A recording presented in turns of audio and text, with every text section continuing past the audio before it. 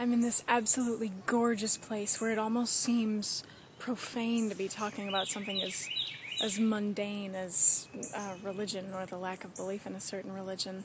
And I'm still trying to work out the camera, so I'm ecstatic and uplifted when I find that people have watched my videos and they maybe think the same way or have at least been inspired with a new perspective.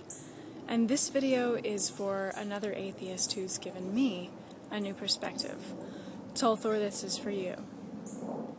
Tolthor, I thank you for your patience in waiting for a response from me, and I also thank you for your frankness in how you responded to my video series, How a Christian Became an Atheist. You have inspired me with a different perspective, so here's to more community and more conversation.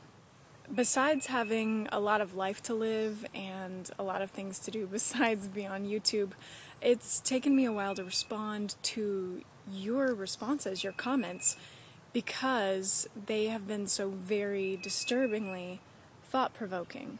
I've had a lot to think about, and I tend to cogitate and muse for a long time before I respond to anything. I can't fit all of this answer into one video, so be expecting several. So here goes. You said, "What does atheism really stand for?"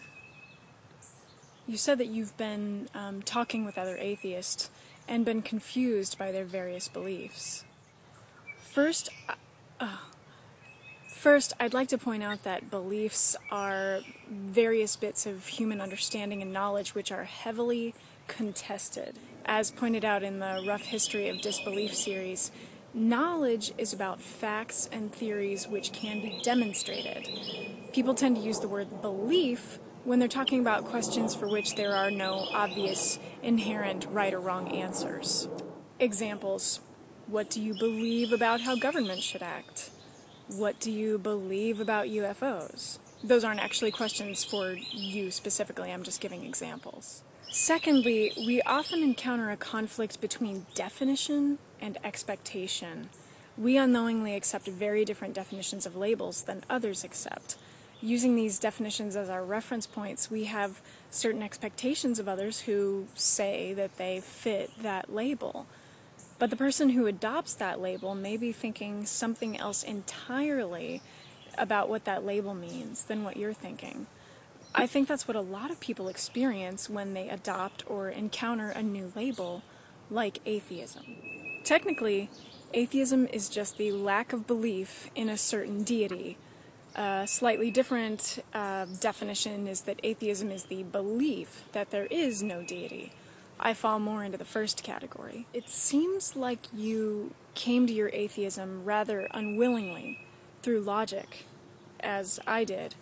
But when you talk to other atheists, you're frustrated that they don't apply the same logic to other life quandaries, or they have more or different beliefs than you do. I understand. I encountered this when I first sought out and experienced my first atheist community. Expecting all atheists to be logical, or expecting them all to have no supernatural beliefs, is a little like expecting all females to behave the same way, or all people with the same shade of skin, or the same texture of hair.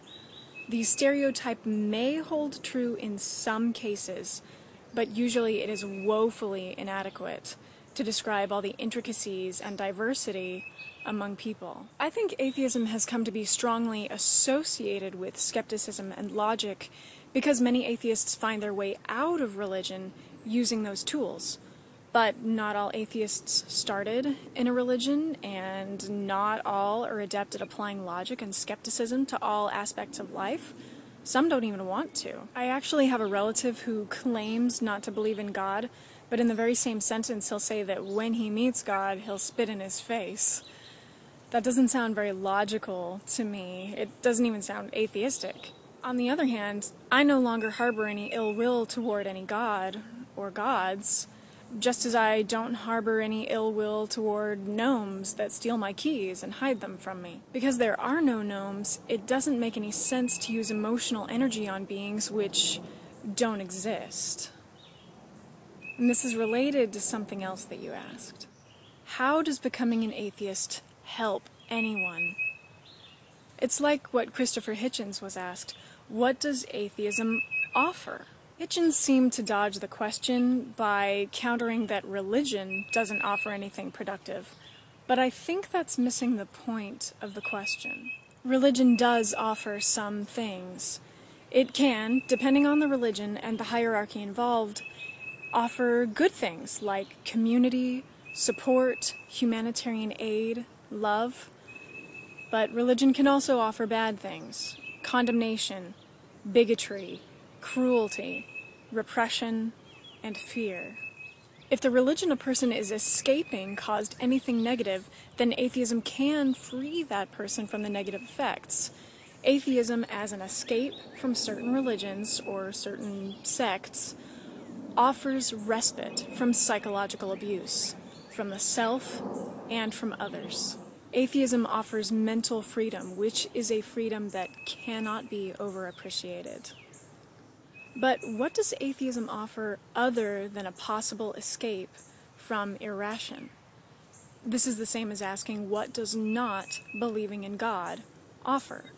Which is the same as asking, what does not believing in Santa Claus or the Easter Bunny offer? What does not believing in the color of 7 offer? What does atheism offer? Nothing. Not believing in something doesn't need to offer anything.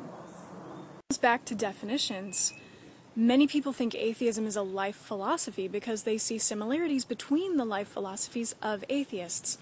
But this is like saying that all flautists have the same musical tastes because they all play the flute, or expecting all Christians to have the same life philosophies because they superficially seem to subscribe to the same doctrines. Atheism is not a life philosophy. It's not a set of doctrines, it's not a set of rituals, it's not an obviously identifiable people group. It's not an organized society, it's not a political movement, it's not a self-help strategy.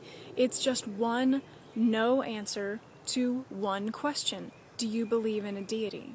If the answer a person gives is no, or even, I'm not sure but I assume there isn't one until I see further evidence, then that person is an atheist.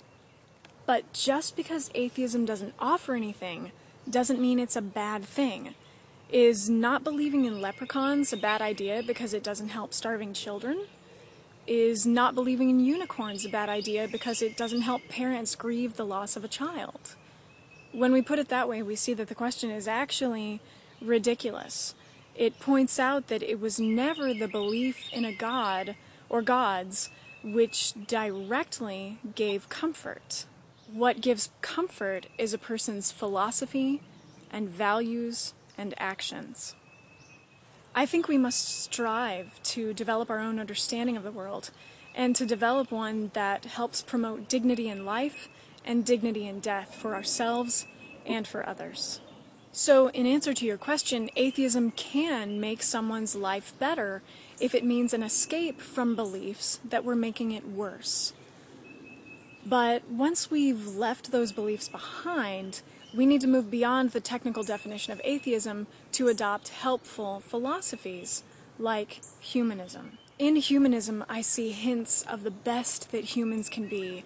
We can be compassionate toward all living beings, even future ones, aware of the effects on the biosphere and careful about our decisions, open and accepting of all humans in all their frailty and diversity. This will help build communities where people are valued and are able to live dignified lives. Being an atheist offers little, but being a member of the human species offers much.